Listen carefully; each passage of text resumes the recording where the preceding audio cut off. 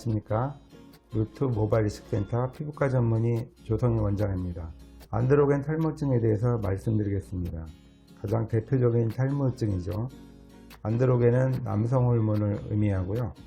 남성 호르몬이 탈모를 일으키는 그러한 탈모 증상입니다. 여러가지 탈모증 중에 가장 흔한 탈모증이고 또 인구의 절반 정도 있는 것으로 굉장히 보편적인 탈모증이라고 할 수 있겠습니다. 이 안드로겐 탈모증이 어떤 질환이고 또 어떤 개념으로 제가 치료를 진행하는지에 대해서 말씀드리겠습니다.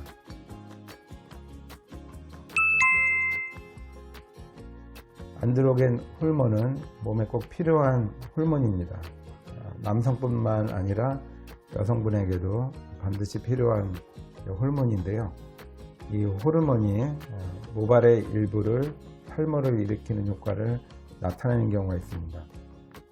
왜 일으키냐면 유전적으로 이제 그러한 소인을 갖고 있도록 태어나셔서 이제 그런 것인데요. 이 유전형 탈모증이라 할지라도 환경적인 요인이 또 굉장히 많은 영향을 미칩니다. 즉 본인의 환경이 많은 스트레스나 또 어떤 질병이나 햇빛에 노출되거나 흡연하시거나 이러한 좋지 않은 환경에 같이 노출이 된다면 같은 유전형 탈모라도 훨씬 심하고 빠르게 올 수도 있겠습니다. 이 탈모증은 안드로겐 호르몬이 신체에서 본격적으로 효과를 나타내는 사춘기 때 같이 시작이 되겠습니다. 진행이 빠르면은 10대 후반이나 20대 초반에 증상이 나오기도 하고요. 진행이 아주 느리면 40, 50대 이후, 중년 이후에 나타나기도 하겠습니다. 탈모는 평생 진행이 되는 것이죠. 가장 중요한 것은 속도인데요. 탈모 진행이 빠른 분, 특히 젊은 연령에 나타난 분들은 치료를 안 하고 그대로 두신다면 중년 이후에 굉장히 심한 탈모증이 올 가능성이 높습니다. 이 내용은 굉장히 중요하기 때문에 꼭 기억을 하시고요.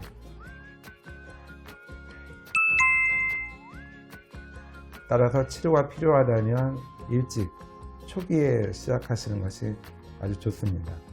자, 모든 치료가 동일한데요. 치료는 살아있는 모발에 대한 치료입니다. 이미 탈모증이 진행돼서 모낭이 퇴화돼서 없어진다면 치료를 하더라도 없어진 모발에 대해서는 효과가 나타나지 않습니다. 즉, 유지되어 있는 모발, 가늘어져 있을지라도 살아있는 모발에 대한 효과가 탈모 치료의 대상이겠습니다. 자, 본인이 30세가 되지 않았는데 탈모증을 느낀다 그러면 탈모증의 증상이 일찍 온 것이고요. 진행이 빠르다는 것을 의미하기 때문에 적극적으로 치료하기를 권해드립니다. 모발 이식을 통해서 탈모증을 해결하려고 하는 의도는 맞으신데요. 이러한 경우라도 탈모 치료는 꼭 필요하다고 할 수 있겠습니다.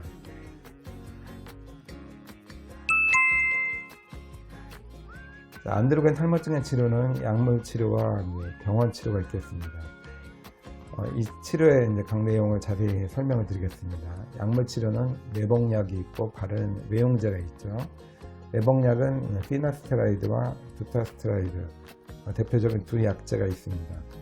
이 두 약제는 안드로겐 호르몬이 모낭에서 탈모를 일으키도록 손상을 주는 과정을 가능하면 차단시키는 것이 목적입니다. 이 안드로겐 탈모증에 대해서 이 약제가 나와서 굉장히 획기적인 효과를 나타나게 되었는데요. 효과를 얻기 위해서는 꾸준한 치료가 복용이 필요하겠습니다. 보통 약을 복용하는 날부터 효과는 시작이 되는데요. 적어도 모발이 30% 이상 굵어지거나 아니면 6개월 이상 경과가 되어야 본인이 좋아졌구나, 그렇지 않다면 예전보다 탈모가 진행이 느려지는구나 라고 체험할 수 있겠습니다. 따라서 적어도 6개월까지는 치료를 꾸준히 진행하기를 권해드리고요. 6개월 이후에도 탈모 치료를 당연히 진행을 하셔야겠는데요. 6개월 이내에 효과를 못 느낄 때 아직 너무 짧은 기간 내에 약제를 계속 바꾸시던가 또 치료를 포기하시면은 실제 효과가 있었을지라도 효과를 놓칠 수가 있겠습니다. 따라서 꾸준한 복용, 장기 복용을 권해드립니다. 하루에 한 번 식사랑 관계없이 복용할 수 있고요. 또 만약에 복용을 하다가 중지하면 그 치료 효과는 점차 사라지겠습니다. 간혹 어떤 분들이 이제 치료를 하다가 중지하면 나중에 탈모가 더 심해지지 않는가 이런 걱정을 하고 계시는데요. 그렇지는 않습니다. 만약에 1년을 치료하고 치료를 중지하신다면 1년간의 기간 동안 탈모가 느려졌고 또 어느 정도 회복이 되었다면 그 좋은 상태에서 다시 나빠지는 것이기 때문에 1년의 효과는 평생 간다고 보셔도 되겠습니다. 따라서 불규칙하게 치료를 할지라도 지속적으로 장기간 제가 치료하기를 권해드립니다. 여성은 이 약제를 만지거나 드시면 절대 안 되겠습니다. 본인한테는 큰 피해가 없을지라도 가임 여성이 만약에 아들을 임신하게 되면 아들 태아에게 기형을 일으킬 수 있겠습니다. 따라서 약제를 만지거나 복용하는 것은 금기겠습니다. 자, 두 번째는 외용제, 약물 치료인데요. 대표적인 약제가 미녹시딜이죠. 미녹시딜은 고혈압 치료제인데 부작용으로 이제 모발이 잘 자라는 그런 현상이 있었습니다. 기존에 알아봤더니 모낭주위의 혈관을 크게 해서 모발이 잘 성장하도록 도와주는 효과가 있어서 탈모 치료제로 사용되고 있습니다. 보통 미녹시딜을 사용하게 되면 초반에 모발 탈락이 이제 증가되는 경우가 있는데요. 이것은 좋은 증상입니다. 즉 빠질 모발이 재빨리 빠지고 빨리 성장기로 넘어가는 좋은 징후이기 때문에 과도하게 불안하게 생각하지 않으셔도 괜찮고요. 꾸준히 사용하시면은 다른 약으로는 가장 좋은 효과를 나타낼 수 있겠습니다. 약제의 성분 때문에 이제 알레르기성 접촉 피부염이 오는 경우가 있고요. 이러한 경우에는 용액 대신에 폼 제제를 바꿔서 사용하시면 피할 수 있겠습니다.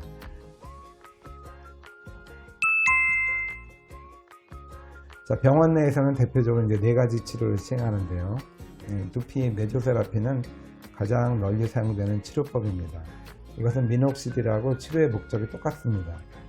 즉 모낭 주위의 혈관을 이제 크게 해서 이 모낭을 튼튼하게 만드는 것인데요. 미녹시딜은 발라서 약을 이제 흡수시키는 것이죠. 이 메조세라피는 약제를 직접 주입해서 약제가 혈관을 크게 만들어서 치료하는 방식입니다. 굉장히 정확하고 또 여러 가지 치료 방법 중에 가장 빠르게 효과가 시작이 되겠습니다. 또 메조세라피 때 혼합되는 약제 때문에 항산화 효과가 있는데요. 이 항산화 효과는 이미 생긴 탈모의 염증 반응을 줄여주는 효과가 있겠습니다.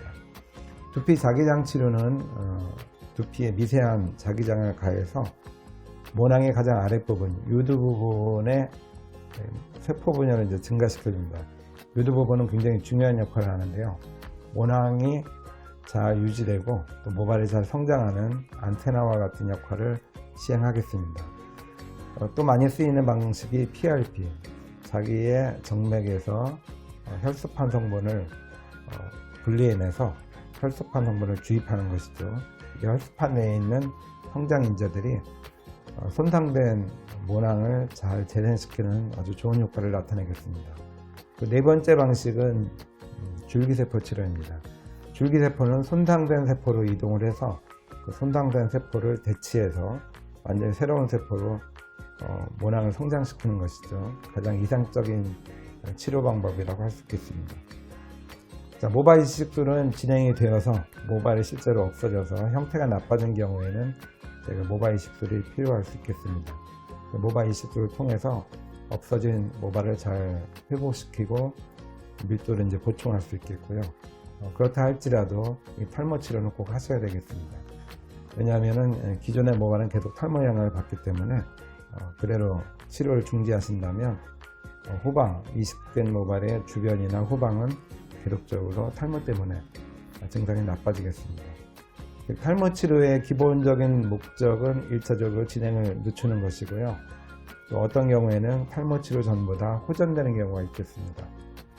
그렇지만 치료를 지속하신다면 진행이 되더라도 속도가 현저히 느려지기 때문에 꾸준히 치료한 경우에는 최종적으로는 심한 탈모증을 많이 피할 수 있겠습니다. 오늘은 안드로겐 탈모증을 어떤 원리로 치료하고 또 왜 꾸준히 치료해야 되시는지에 대해서 말씀드렸습니다.